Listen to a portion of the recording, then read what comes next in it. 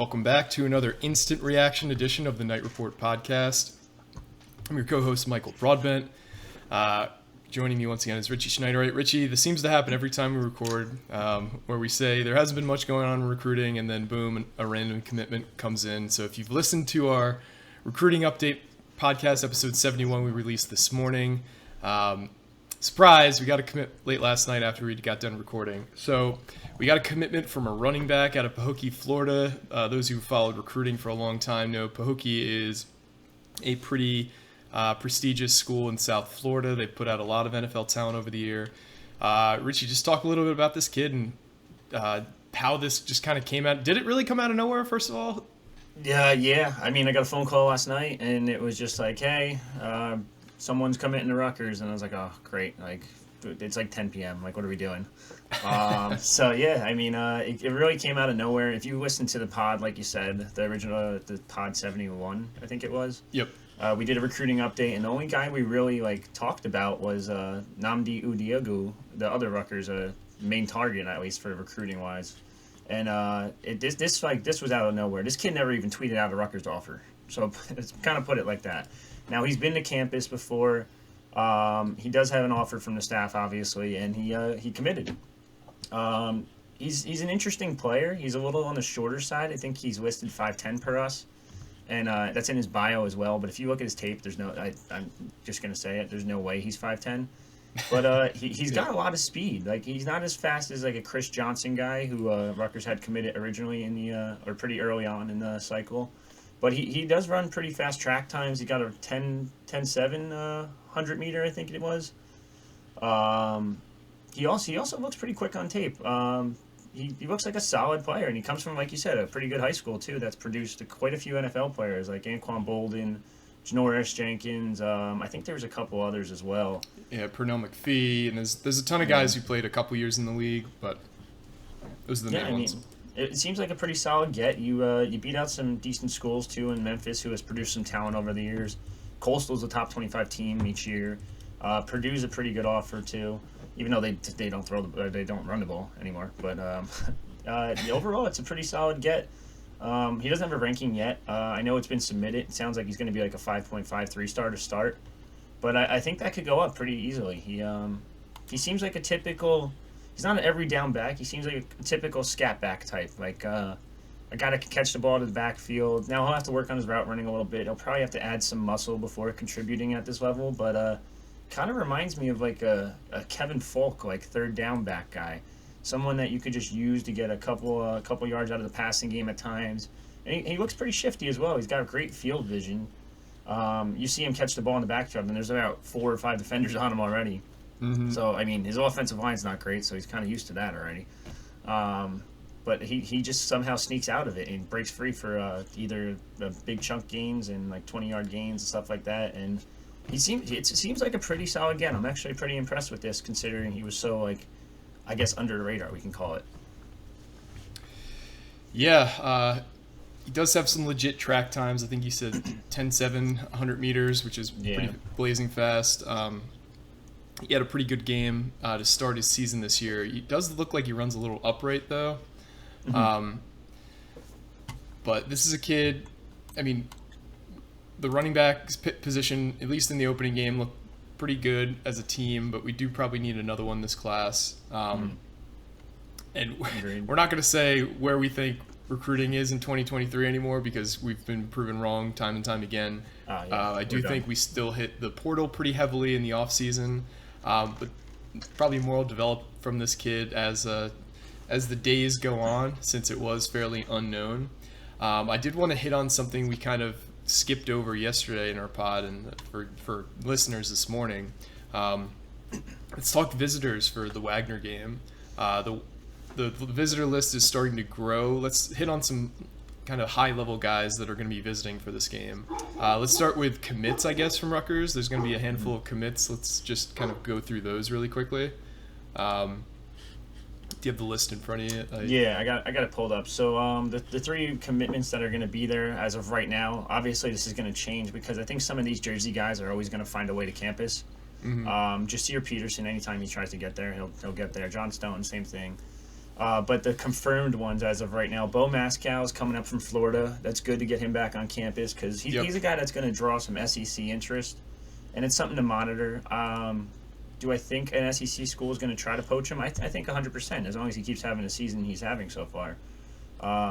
Ian Strong is kind of flying under the radar a bit at St. Anthony's out of New York. He's a DB. A lot of hype behind him right now. I've talked to a couple different coaches throughout the area in the tri-state, and there's a lot of hype building behind him. I wouldn't be shocked if he ended up making that jump to a 3-star status, maybe even like a 5.6 at this point. DeAndre Johnson's coming. We're gonna post our recruit stats in the next day or so. I'm told he's dinged up a little bit, so he didn't play game 1 or game 2. They didn't play. I think they played New Rochelle game 1. And then I forget who they played game 2, but his coach told me it's nothing serious. He should be back. It's just more of a precautionary thing. And then there's some big name 2024s coming too. Like Yasin Willis is one of the top players in the country. I think he's like 80 something at the moment. Running back out of St. Joe's, and this is like his. Looking right now, 1, 2, 3, 4. This will be his 5th time to campus this year, and seventh time since last September. That's so huge. I mean that's big to get this guy on campus again, and if you could somehow snag him, he's ranked 99 in the country per Rivals right now. I mean, he's just a big power back, and he's a complete opposite of the running back we were just talking about. Yep. So I mean, it's a pretty good list. Oh, Corey Duff, the other St. Anthony's wide receiver, tight end hybrid guy. I wouldn't be shocked if he was one of the first commitments in the 2024 class. He loves Rutgers. He's another guy that's been to campus a million times. Now, okay. I heard parents are kind of pushing for like him to get more offers before he commits anywhere. So we'll kind of wait and see what happens there. Obviously, would you say he's more of a wide receiver or a tight end? Because I've seen him listed as both. He's going to be a tight end. He wants to play wide receiver, but he's going to grow into that tight end body. I think he's got the frame for it. He'll pack on probably like 30 pounds, 20 pounds, something like that, and he'll be like that 6'4", like 220 type. He'll be a hybrid guy. Like the tight end's kind of just a basically glorified wide receiver at this point. Yep. And then honestly, maybe the top name, and I didn't even mention this yet. The Michael Thomas in the 2025 class is going to be like a very, very good prospect. He doesn't have a Rutgers offer yet, which shocks me. But I got to see him at Penn State this summer at camp. I saw him at the Monmouth camp. The speedster. He technically plays wide receiver, could play DB at the next level, but he's got Penn State, Boston College, and West Virginia so far. I know Rutgers is very high on him, and I wouldn't be shocked if an offer came. Donovan Catholic, South Jersey kid through and through. I'm intrigued. A couple schools tried to poach him away from there, and they managed to keep him there. He loves South Jersey, and he loves Jersey. So I mean, it's a matter of you got to offer this kid ASAP and start building that relationship. Yeah, I did want to talk about the future classes in New Jersey, because obviously the more you can get a kid on campus, the more that they'll kind of view you as, a favorite. But also when these kids aren't like in the current class and they're not like super high level priorities, that's the time you can really build a relationship when they don't have pressure from a million sides from all these different coaches coming in at them. And I realize that, if you're a top kid, you're going to have that attention your whole career. But the class of 2025 in New Jersey really looks like a super high level class early on. So you've got Michael Thomas, who you just mentioned, and it seems like there's 3 really high level kids in Cam Miller, who is from Winslow. He's a corner. You have Latsier Brooks, who's from Millville, who's just an all-around athlete. If you guys saw those highlights from Game 1, I think it was in the Ocean City Classic. I don't remember who they played, but he had like 2 or 3 really long touchdowns. Then you have an offensive tackle from Toms River North and Jalen Matthews, who's gotten a ton of offers. Just talk about the 2025 class, and do you also view that class as a potentially like really star-studded class in New Jersey? Yeah, so you arguably missed the top name of them all, in Kamar Archie. Kamar Archie's going to be probably from the top. Is that 50 Hunter or Petty? No, that's Hun. That's Hun school. He's okay. I like him a lot. I think he might be like a top 50 kid in my opinion. Are the rankings analysts going to agree with me? Probably not. So there's that, but he is a phenomenal prospect. Desi Jones out of DePaul is gaining some offer and some traction. He's a DB up there. John Forrester out of St. Joe's Montvale is another very good running back. There's 18 prospects that have Power 5 offers already, and we're still 2 years away from this Wow. class even close to signing. So I mean, That is, put it like that. I didn't know that. Yeah, this might be one of the better classes in New Jersey history when it's all said and done. Amari Gaines, the son of Nas Gaines, is a huge prospect as well. I think he has like 4 or 5 Power 5 offers already. There's a couple kids. There's Danny McCless out of Irvington, a big offensive lineman. DJ McClary out of Jersey City. The lists go on and on and on. It's and Rutgers did offer recently another Union kid, Union High School, and Renek Douglas, who I saw this summer at Rutgers camp, and he looked really good for such a young kid. He's going to be the next DB to come out of Union, following the Igbenosin brothers. This class is stacked. Like I think without a question, you gotta strike pretty good in 2024 and build those relationships up. But 2025 is going to be huge for this staff. You need to land at least 2 of these kids at the very minimum. Now, do they land more? Probably, but I'm just saying you got to land at least one of the big names. I think they're doing very good with Kamar Archie. Latsier Brooks is going to be a little bit of a tough one because he built a very good relationship with Fran. But he's building one with the staff currently, and then some of the new guys. I know Demir Shaw is putting in some work there. Augie Hoffman's been pretty on him, pretty well. It's going to be interesting. We'll see what happens with this class, but they have a chance to strike pretty good in Jersey in that year. For sure. So that'll be something really to monitor. See how many kids we get on campus. And we were kind of talking about this off the air, but the visit list for the Iowa game, if we start 3-0, should be pretty beefy, especially if the Big Ten doesn't screw us and doesn't put us, or if we don't get a noon kickoff, that stadium's going to be crazy. The visitor list is going to be wild, because like it or not, New Jersey fans or New Jersey residents in general, not the diehard Rutgers fans, but they're just front runners. Like they have way too many things going on that they could spend a Saturday afternoon doing and go see a team that might not, look good on the field. So we're going to have bandwagon people hopping on if Rutgers starts to have success, just like we did in 2006, 2007, 2008, 2009.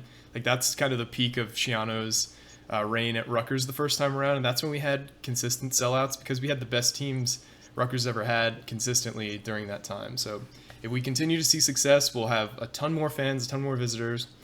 That's just kind of the way it is. And I know we've seen some posts on the board about season ticket numbers. They'll continue to rise if Rutgers continues to play well. That's my opinion. Yeah, I mean, it's like you said to start off from the beginning of that. As long as the Big Ten doesn't really screw them, if it's 2-3-0 teams, I can't see them not giving it a 3:30 start, at least. Maybe prime time. I don't know who else plays that weekend, but yeah, that'd be huge. It'd be huge for recruiting. It'd be huge for the fan base. Get people hyped up. Another night game. That's something about night games at SHI Stadium. That's just the atmosphere is just 10 times better. I hate to say it, but I guess that's most stadiums at night. But it just gets more amped up. The crowd gets more pumped. Maybe you break out like a new uniform combo or something. I know they can't do the blackout because they're doing that for Nebraska, and that's going to be all the hype behind that one. But I don't know. Maybe you do something different. I don't know. You got to get the fans amped up somehow. A little bit extra that game. A little bit extra juice is flowing. But yeah, I can see that visitor list being very, very long between top prospects and even fans. I think the fans are just going to stack that building. Absolutely. I don't know if you saw this, but Barstool's having their college football show at Rutgers for the Nebraska game on October 7th. So that should be pretty awesome. Definitely I don't know where they're going to post up, but I know that they did the Barstool Bench Mob down at what was it? One of the bars, I forget. I think it was Olive Branch, right? It was Olive Branch, yep. Yeah. So they did that there last year. Obviously, this is a bigger production, so this will probably be in front of the stadium or in one of the lots. That's a good question. I don't know where they're going to put that. Yep.